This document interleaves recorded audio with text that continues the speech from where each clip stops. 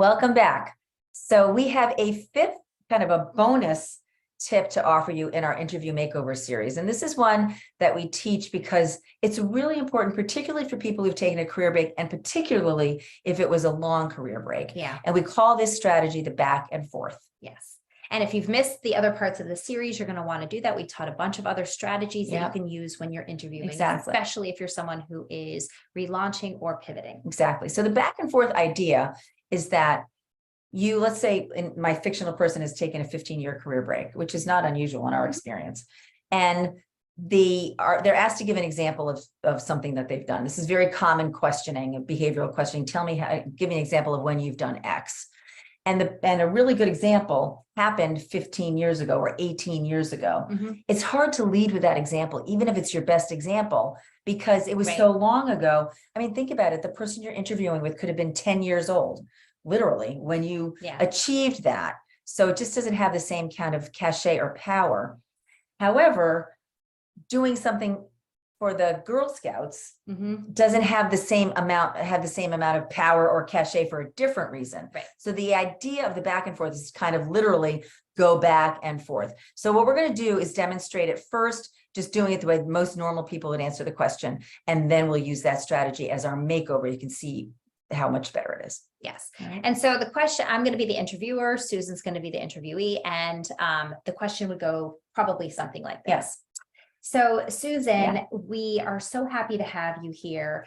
And, you know, one of the things at this company and a role in this company is that there are some long-standing beliefs that people are holding on to. Okay. And whoever we hire is going to have to do some changing of the tides. Yes. And so we would love to hear an experience that you've had where you've really had to change the tides and turn people around to start to think differently about things and move in a different direction. Sure. Well, I definitely did that back in the day at Xerox when I was working there. And it's something I did well and I actually enjoyed, although it was challenging.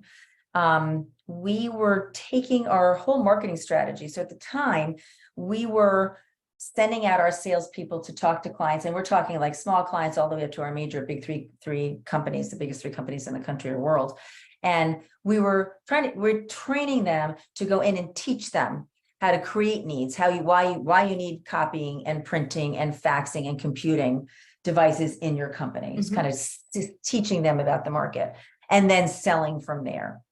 And we did some research, and it was a very small team of us. And we realized that if there were enough people buying think about this, this was the 90s, everybody was buying this equipment. There were enough people buying it that if we could just insert ourselves into that buying cycle, we didn't have to go out and convince people that they needed the stuff. That was a lot of time spent. It was a really hard sell though, because everyone in the organization had started out. This was an organization, and all the tech companies, if you're on the marketing or the client facing side, you always start carrying a bag. These were all people who had all carried a bag and done that. They'd made cold calls. They'd made knock-on-door cold calls and phone cold calls. So the idea that we were going to just hire low-level people to a phone bank to find people in the market was just so foreign to them. It took a lot of time. It took wooing. It took bringing them on calls. It took data, but we were able to move them in that direction and succeed. So this was, the early 90s. We totally turned around the entire process on its head, and we won an award for it. So it's a good example. Okay. So that actually is a really good example. It's a great example. That's a really good example. And it probably could stand on its own. It could, except that it happened in the 90s. Exactly. And you said that. I know. I said it. I'm thinking this is my experience because it was the 90s. Yeah. Most of you aren't as old as I am, but even if you said it was 2008, it was a different world in 2008. So even though the example is good, that person knows when I did it. And the first thing they think, and I've done that because I always tell the story about Nancy, who I didn't hire because she'd worked so long ago. A lot of the people interviewing you at that first level are pretty young. And think about it. I'm talking about a time when some of the people weren't even born when I did this, right? So it's just very risky. As good as my answer was, it's just not good enough, right? Yes. So this now is going to be that question made over with the back and forth strategy in play. Exactly. Okay. All right. So we'll start all over Okay. again. All right, Susan, thank you so much. One of the things in this role that is going to be a responsibility is, there are some longstanding beliefs here. Yeah. And whoever we hire is going to have to come in and really change the tide. Yeah. So we'd love to hear about an experience that, any experience that you have in, Sure. getting people to change the tide and move in a different direction. Yeah.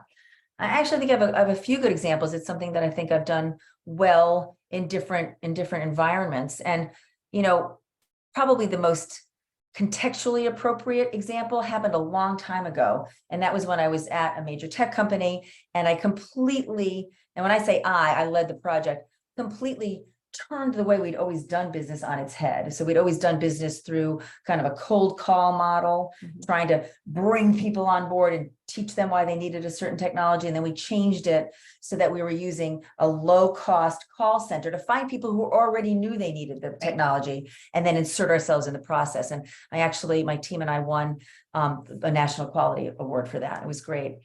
But I think that a more recent example, it's not as sexy, but I think it's even better example, because I did it with fewer resources, no staff, no dedicated assistant, no money, was a recent volunteer role I had as the president of a nonprofit organization in our community. And what we do is we invest in infrastructure just to build community, bring people together. And we happen to be a wealthy town that just didn't have a turf field with lighting. And it was a problem because our athletes couldn't train in the rain. And we're in New England, it rains all the time in the spring. We weren't able to host events.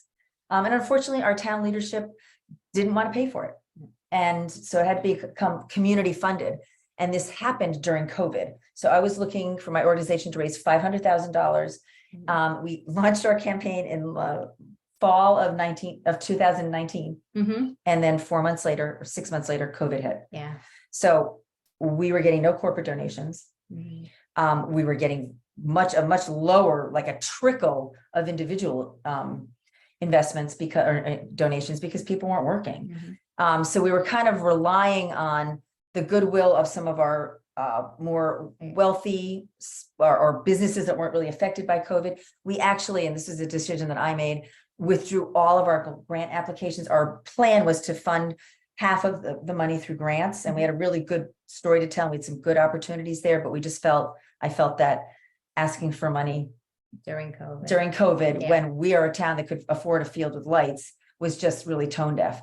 So now I'm sitting there thinking, I've got a little bit of money that I raised in 6 months. I have a fiduciary responsibility to make sure we use that money for the purposes we collected it. And I'm in the middle of a pandemic. So I pulled my team together and I said, okay, this is what we're gonna do. We're gonna pull the grants out. We're taking them off the table. We are going to really work on some of the local organizations that, yes, they're giving money to food banks and everything, but we have an opportunity to bring our community together. Once we have this field, we can host events. The choir can use it for a concert. We can use it for senior nights and have people, we can use it for National Honor Society. And so I kind of expanded the reach of it. And I went out and I had to pitch it in a way that was really sensitive, because this was not a time to be asking for money. And I think the biggest, when you talk about how people have long held beliefs, most people, you and I probably, you watching this, believe that it is the town's responsibility, the city's responsibility to fund these public institutions. And I had to educate them on the fact that we have an opportunity as a wealthy community to help the town, to be able to give to something that's going to benefit the town at a time when the town didn't feel like they could contribute to it, and changing that mindset. And without getting into all the details and all the strategies I used, we were able to raise the money. We were completely done with our fundraising a year from the beginning of COVID. So around the spring, summer of 21. And then we were able to put the field up in the lights. So they were used in 2022. Oh, wow. So I think the earlier example might resonate more with you because it's a business example, but this example is really important because it used those same skills in a different way without all of the support or the resources that I had the other time. Yeah, great. And that again is going to make her more memorable. I'm going to remember that story of her doing this without as many resources. Right, in a terrible time. Yes, but it gives you that credibility. So the other thing you'll notice that I did was I didn't tell, the first time I told it, I gave her the full story of how I made that work the first time. that job Right. back at Xerox.